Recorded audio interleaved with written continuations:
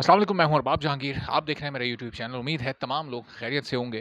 जबकि मुझे अच्छी तरह अंदाज़ा है कि पाकिस्तान के तमाम मेडिकल स्टूडेंट्स जिन्होंने एमडी कैट दिया है वो खैरियत से नहीं है। लेकिन मैं फिर भी उम्मीद करता हूं और दुआ भी करता हूं कि आप तमाम लोग खैरियत से हों और अल्लाह ताला आप सबके हक़ में बेहतरी फ़रमाए और आप तमाम लोगों को फ़ौरी तौर पर इंसाफ़ भी मिले, जिसका मुतालबा, जिसका तकाज़ा आप लोग इस वक्त पाकिस्तान मेडिकल कमीशन पीएमसी से कर रहे हैं। शायद इस पूरी वीडियो को चाहे वो रिपीटर्स हों, चाहे फ्रेशर्स हों, आप तमाम लोगों को पूरा देखना है ताकि जिस कॉन्टेक्स्ट में बात कही जा रही है, जो मैं बात आप लोगों से अभी करने लगा हूँ, फ्रेशर से भी, रिपीटर से भी, वो आप लोगों के समझ आ सके। देखें, हर एक बड़े मकसद को हासिल करने के लिए लोगों को दिल भी बड़ा करना पड़ता है, ज़हन को भी खोलना पड़ता है, खुले ज़हन से सोचना पड़ता है, बड़े दिल से फैसले करने पड़ते हैं और फिर देखना पड़ता है कि किस चीज़ में ज़्यादा बेहतरी है और ज़्यादा लोगों का फ़ायदा है।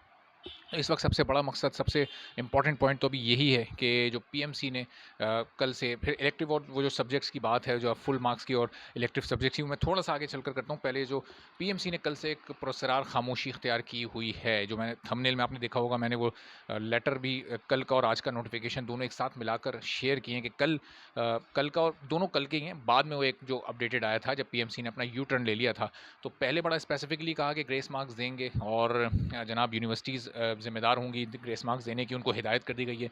उसके बाद बिल्कुल एक यू टर्न लिया गया और 180 डिग्री के एंगल से, और फिर उसके बाद ये बताया गया कि नहीं, इस पर पहले एनालिसिस होगा और एनालिसिस के बाद फिर ये सब कुछ होगा। तो स्टूडेंट्स की एक ही डिमांड है जनाब कि इनको आप इंसाफ दें।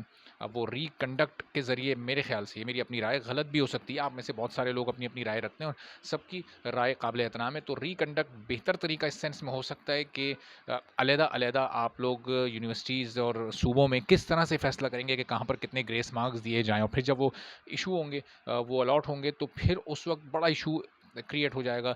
फिर बहुत सारे स्टूडेंट्स ये कह सकते हैं कि देखिए, हमें कम मिले हैं, हमारे जो आउट ऑफ सिलेबस एमसीक्यूज़ थे वो ज़्यादा थे। किस सूबे में कितने एमसीक्यूज़ आउट ऑफ सिलेबस हैं, अब ये कौन, ये वही यूनिवर्सिटीज़ फ़ैसला करेंगी जिन्होंने खुद ये सब किया है। तो ये एक कॉम्प्लिकेटेड मामला हो जाएगा। तो रिकंडक्ट प्रैक्टिकली मुश्किल है, लेकिन ज़्यादा बेहतर सॉल्यूशन यही है। अब जनाब, एक ख़त, बड़ा इंपॉर्टेंट ख़त लिखा गया है मेडिकल स्टूडेंट्स की जानिब से, आप में से वो किसी ने लिखा है पीएमसी को, प्रेसिडेंट पीएमसी को, कि आगे एडमिशन के लिए जो मार्क्स कंसीडर किए जाएँ वो सिर्फ़ इलेक्टिव सब्जेक्ट्स के किए जाएँ।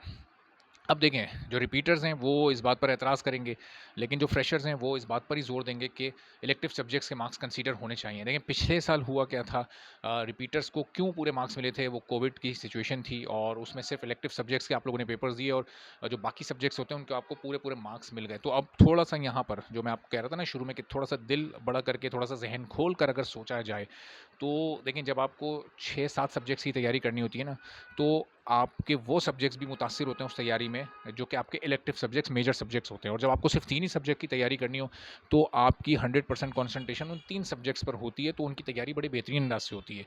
तो वो चूँकि पिछले साल आपको सिर्फ इलेक्टिव ही सब्जेक्ट्स देने के पेपर्स आपने दिए हैं, तो आपको तैयारी करने का वो 100% मौका सिर्फ उन 3 सब्जेक्ट्स की मिला। तो उसमें भी आप लोगों के ज़्यादा मार्क्स आए हैं। टेक्निकली आप इस चीज़ को समझिएगा, ये कोई नेगेटिव बात नहीं है, ये एक बड़ी इंपॉर्टेंट बात है कि जो आप लोगों को दूसरे सब्जेक्ट्स में तो 100 आउट ऑफ वो जो भी थे 100% नंबर मिले ही, लेकिन इलेक्टिव सब्जेक्ट्स में भी आपको तैयारी का बेहतर मौका मिल गया बनिस्बत इस साल के स्टूडेंट्स के, क्योंकि इस साल वालों को सारे सब्जेक्ट्स की तैयारी करनी थी। जब आप 6 सब्जेक्ट्स की तैयारी करते हैं तो आपका दिमाग 6 जगह डिवाइडेड होता है। जब आप 3 सब्जेक्ट्स की तैयारी करते हैं तो आपका फोकस 3 सब्जेक्ट्स पर होता है। तो ये एक ऐसा पॉइंट है कि जिसकी रोशनी में वो ख़त बड़ी अहमियत इख्तियार कर गया, और उस ख़त के पॉइंट्स ठीक हैं कि आप फ्रेशर्स, ज़ाहिर है इस साल जो लोग पहली बार पेपर दे रहे हैं उनको और पिछले साल वालों को इलेक्टिव सब्जेक्ट्स की बुनियाद पर जांचें और उस मार्क्स पर आप उनको एडमिशन के लिए कंसीडर करें, ताकि सबके साथ एक जैसा इंसाफ हो सके। देखिए, इलेक्टिव सब्जेक्ट्स में भी मैं फिर बोल रहा हूँ कि जो पिछले साल के स्टूडेंट्स हैं उनके मार्क्स ज़्यादा बेहतर होंगे इस साल वालों से। इस साल वालों को ज़्यादा सब्जेक्ट्स की तैयारी करनी पड़ी है। इस टेक्निकल पॉइंट को जहन में रखें।